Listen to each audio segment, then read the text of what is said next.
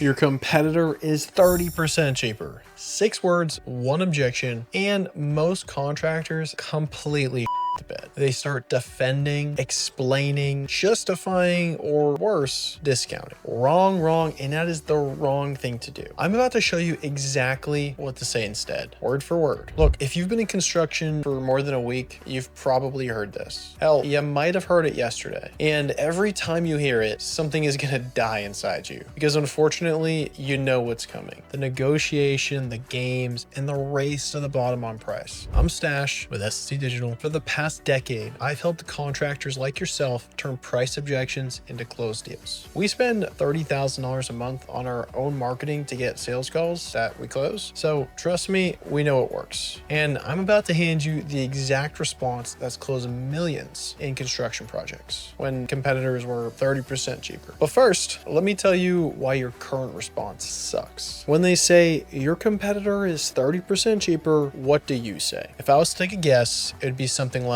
well, you get what you pay for, or we use better materials, or I'm licensed and insured, or my quality is worth it. And congratulations, you just sounded like every other contractor they've ever talked to. Here's what the customer actually hears when you say something generic like that. I can't justify my price, so here are some excuses. The first rule of handling this objection is to never defend your price, ever. Instead, you're gonna do something that they don't expect you to do. You're going to get curious. Here's an example for a bathroom remodel, but you'll need to customize this to fit the job that you're estimating. 30% less? That's a big difference. Are they including the tile upgrade, the frameless glass enclosure, and the waterproofing system we went over? Because those details make or break the longevity of this job. See what I did there? I didn't defend, I investigated. Now that homeowner's thinking about the other quote. They're reviewing that cheaper quote and they're realizing that they don't actually know what's included, which is what happens most of the time. But you're not done here, and here comes the kill shot. Actually, do you have their quote handy? I'd love to look at it together, and not to bash them, but to make sure you're comparing apples to apples with our bids. The last thing I want is for you to get surprised by hitting costs.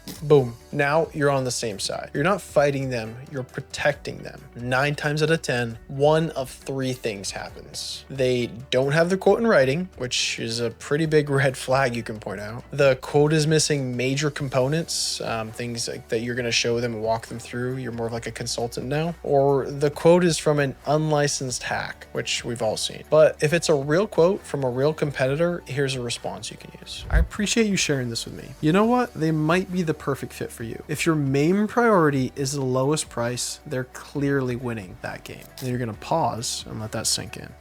But can I ask you something? When you first called me, you mentioned you were worried about quality and reliability, that you didn't want to deal with leaks or tile cracking down the road. Has that changed? Because if those things still matter, I need to show you why there's a 30% difference in the price of our estimates. This is how you reframe the entire conversation. It's not about price, it's about priorities. You need to make sure you're very intentional with what you say and you remember specific details when you say something like that. But here's where most contractors screw up. They try to close the gap, they start offering discounts, and ultimately they negotiate against themselves. Don't do that. Instead, you can try response number 3. I'm gonna tell you something that might cost me this job, but you deserve honesty. If someone is 30% cheaper than me, one of 4 things is true. 1, they're not including everything. 2, they're cutting corners you can't see yet. 3, they're desperate for work and you should really be asking yourself why. And 4, they made a mistake in their estimate. Let's look it over just to make sure it's actually feasible. Which one do you think it is? After that, you'll wait and let them answer. Then you could say something like, I totally get that you want to save money, but here's the thing. I've been doing this for years and I know exactly what it costs to do this job right. Between the tile, plumbing fixtures, waterproofing, and labor, the costs are blank, and trying to be specific if you can. If they're 30% cheaper than us, they're cutting corners somewhere. The question is where? And do you want to find out after they start? Now, here's my favorite advanced technique here. The price anchor flip. You know what? Let's forget about the price for a second. If money wasn't the issue, if both quotes were the same price, who would you choose and why? If you've done your job right, they're going to choose you. If you haven't, then we have a different issue we'll cover in a different video. Then after that, you're going to say something like, so you're telling me that for 30% more, you get the contractor you actually want, the one that you trust, the one who will answer the phone in 2 years? That sounds like a bargain to me. Here's another option, but use this carefully. I'll be honest, I can't match their price. I literally couldn't afford to do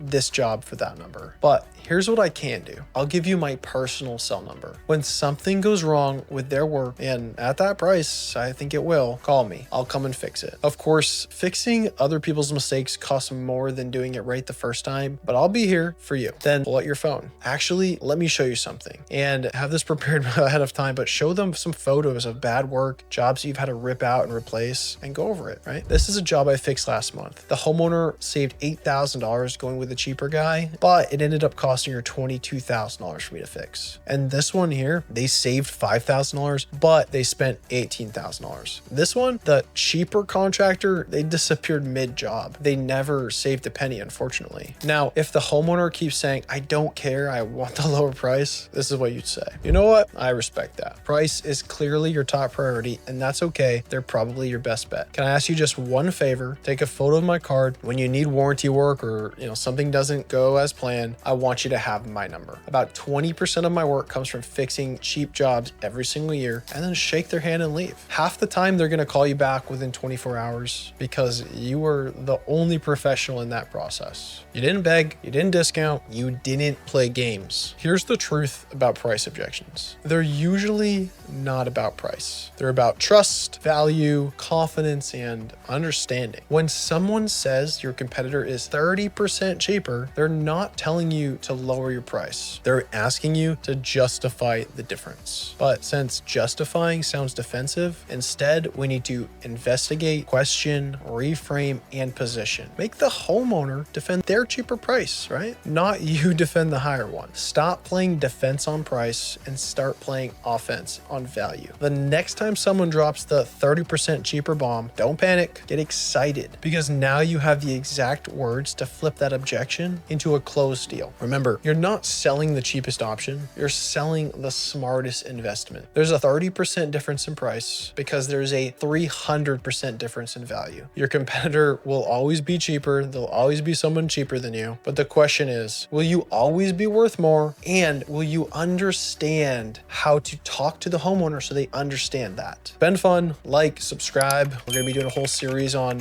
these common objections. My name's Stash, and I'll see you in the next video.